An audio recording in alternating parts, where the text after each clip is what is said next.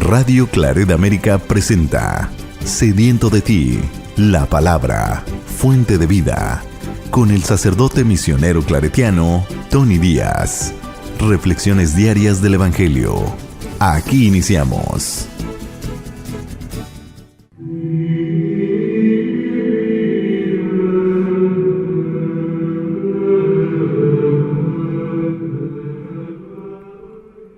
Bienvenidos hermanos a nuestras reflexiones del Evangelio del día. Hoy es jueves de la 17ª semana del tiempo ordinario.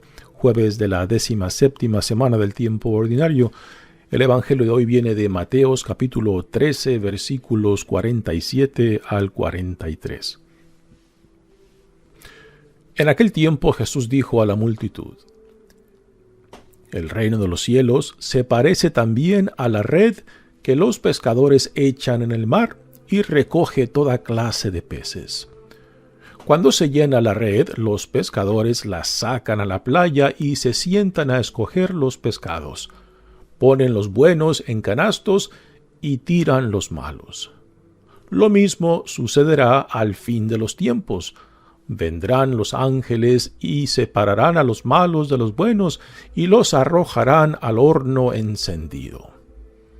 Allí será el llanto y la desesperación. ¿Han entendido todo esto? Ellos le contestaron: sí. Entonces él les dijo: por eso todo escriba instruido en las cosas del reino de los cielos es semejante al padre de familia que va sacando de su tesoro cosas nuevas y cosas antiguas. Y cuando acabó de decir estas parábolas, Jesús se marchó de allí. Palabra del Señor. Muy bien, demos comienzo a nuestra reflexión del Evangelio de hoy. Estamos ya en la parte final de este tercer discurso de Jesús, donde el evangelista Mateo ha recogido muchas de las parábolas en torno al reino de los cielos o el reino de Dios, como se nombra en los otros evangelios. Y aquí esta última palabra de la red prácticamente cierra este tercer discurso y también introduce a la nueva sección con el último verso que nos dice que Jesús se marcha de esa área y mañana escucharemos hacia dónde se marcha. Se marcha hacia Nazaret, su pueblo. Así que esta última parábola cierra este discurso y también es punto de transición a una nueva sección en el Evangelio de Mateos. Esta parábola del reino que utiliza una red como imagen, como símbolo del reino, es muy parecida a la parábola del trigo y la cizaña, donde el trigo y la cizaña crecen juntos en un campo que representa al mundo.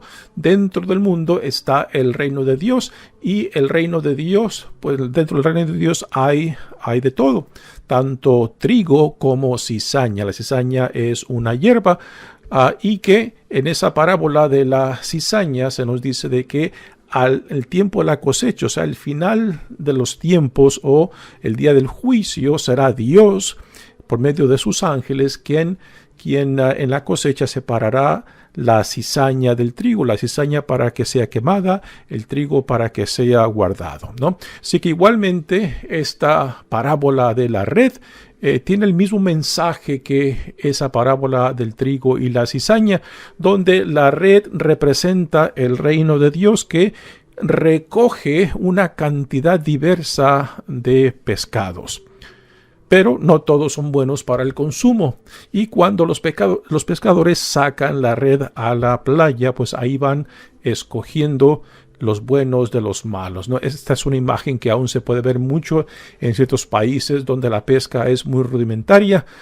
Por ejemplo, en África, en algunos países, en algunas partes también de Latinoamérica, este tipo de red es una red que se lleva a veces con dos barcos o dos lanchas donde una punta de la red se queda anclada en tierra y después las barcas llevan la otra punta de la red a mar dentro o lago dentro y después traen la otra punta hacia la playa y desde la playa van jalando los pescadores la red que viene arrastrando lo que la red ya lleva adentro.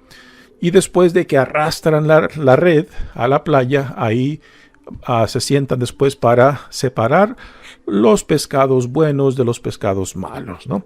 Así que es una imagen de la cultura pesquera del mar de Galilea, que nuevamente es algo que aún hoy en día se puede ver. Y Jesús, pues compartiendo mucho tiempo en esa área de Galilea, es algo que veía frecuentemente y particularmente porque compartió mucho tiempo en Cafarnaún, que es la casa de Pedro, donde quizás muy probablemente él ahí se instaló y donde iba y venía en sus salidas de predicación en la región de Galilea, ¿no? Así que esta parábola de la red, imagino que para los apóstoles, aquellos que eran pescadores como Pedro, Andrés, Juan y Santiago, hijos de Zebedeo, pues haber sido algo muy familiar para ellos, ¿no? Y que fácilmente lograron entender. Al final de este evangelio de hoy, Jesús les pregunta si han entendido todo, ¿no? Es interesante cómo Mateo pues pone esta última parábola que acerca del reino de los cielos, del escriba que saca de lo bueno, lo antiguo y lo nuevo, ¿no? Y lo conecta, hay una conexión poco ligera entre las últimas palabras del evangelio de hoy con la parábola de la red que simboliza el reino.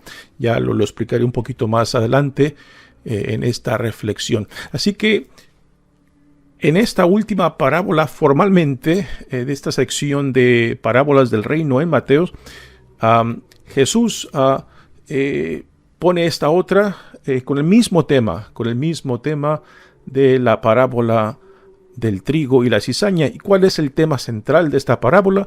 De que es al final de los tiempos cuando se separará quiénes son los verdaderos hijos e hijas del reino y quiénes no lo son, ¿no? Que en el tiempo coexistirán juntos, pero que el juicio le pertenece a Dios y no a nosotros. Es algo muy interesante porque a veces tenemos esta gran tentación de querer juzgar, de querer condenar a aquellos que nos cuesta dificultad aceptar, ¿no? Y porque nos cuesta dificultad aceptar, decimos, no son de los nuestros, ¿no?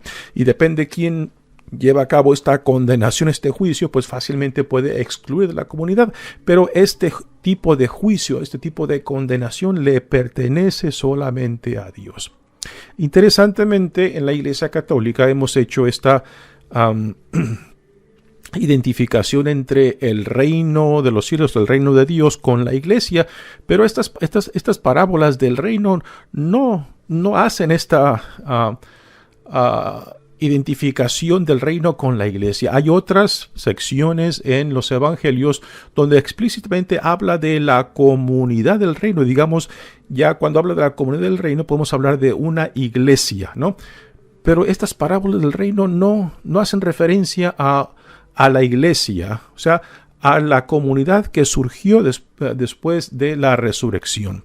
El reino de Dios es un concepto, una idea mucho más amplia que la iglesia. La iglesia está al servicio del reino. Es sacramento del reino, pero no equivale al reino. El reino es mucho más grande, mucho más amplio, ¿no?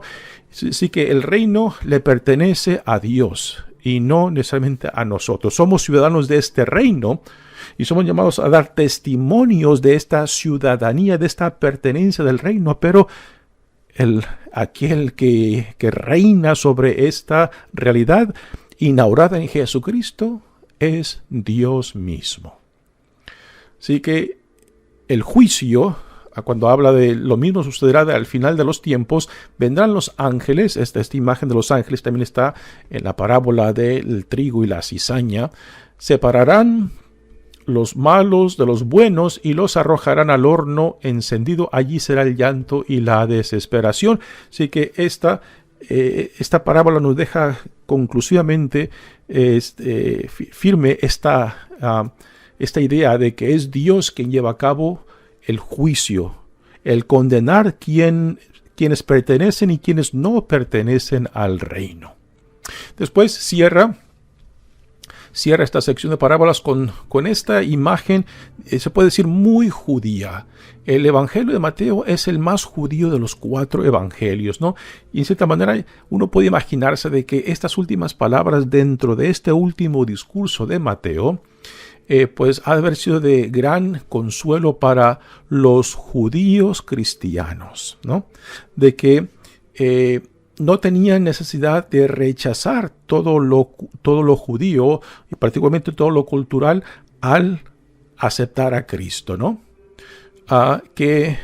Y esto fue la realidad de las primeras 2 generaciones de cristianos, de que la mayoría eran judíos cristianos, y al principio la iglesia cristiana pues era parte de la comunidad judía. No fue hasta la 3ª generación que ya la comunidad cristiana se fue separando, muchas veces en contraste con la comunidad judía.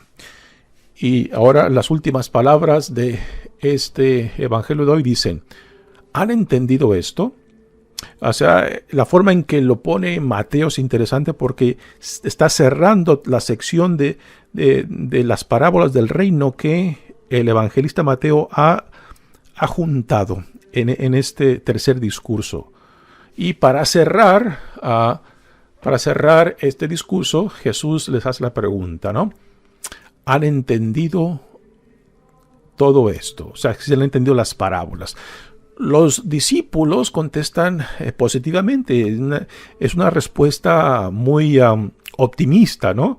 Pero sabemos de que quizás el conocimiento de ellos, sí que le dan a Jesús, pues es un poco superficial. Uno podría preguntarse, bueno, si lo entendieron claramente, ¿por qué tan fácilmente lo negaron y lo abandonaron en el tiempo más crucial, más importante de Jesús, cuando es arrestado, ¿no? Si realmente hubieran entendido todo esto, pues uno preguntaría hoy en día, pues, ¿hasta qué punto, o sea, a qué nivel de entendimiento sí hace referencia? Puede ser a un conocimiento muy humano, puede ser una fe muy humana, pero no necesariamente lo que podemos decir hoy en día como la fe con F mayúscula, la fe que se nos da por medio de la gracia de Dios, no una fe que está basada en el conocimiento, en la cercanía, en la amistad, ¿no? Que es una fe que podemos nosotros manifestar entre buenos amigos, entre gente que conocemos por el conocimiento personal, por la cercanía, por el cariño. Podemos decir de que tenemos fe en X persona, ¿no? Pero la fe en Cristo es algo que se nos da como gracia, y esta fe con F mayúscula, pues es algo que en los discípulos particularmente se manifestó ya claramente con el Espíritu Santo. Cuando entonces esa fe, digamos con fe minúscula, pasó a esta fe de F mayúscula, cuando ya entonces sus vidas quedaron marcadas por esta comunión con Cristo que se llevó a cabo por medio del Espíritu Santo. Así que estas últimas palabras dice: ¿han entendido esto? Y ellos contestaron: sí. Por eso todo escriba, aquí utiliza Mateo la palabra escriba. No hay referencia en la iglesia primitiva de escribas cristianos. Sí hay escribas judíos. Era una tradición muy antigua. Pero aquí es donde entra el contexto judío cristiano, de que quizás sí habían algunos escribas judíos que se convirtieron al cristianismo, y que entonces Jesús está utilizando mejor dicho, Mateo está utilizando esa imagen de los escribas en esta comunidad cristiana, donde saca lo antiguo y lo nuevo para para que el Padre dé a la familia, donde está afirmando de que los judíos que aceptaron a Cristo pues no tenían necesidad de abandonar lo previo, particularmente lo antiguo, el Antiguo Testamento, las Sagradas Escrituras de la comunidad judía, sino que Cristo construye sobre el antiguo y no destruye. Y esto es algo que para la comunidad judía, cristiana, pues era de gran consuelo para no sentirse de que estaban rechazando todo lo previo, o sea, todo lo judío. Jesús no viene a negar, no viene a destruir, viene a construir sobre lo antiguo y lo previo. Mi nombre es Padre Tony Díaz, misionero claretiano, que Dios los bendiga. Radio Claret América presentó Sediento de ti, la palabra. Fuente de vida. Sus comentarios son importantes. Contáctenos en radioclaretamerica@gmail.com.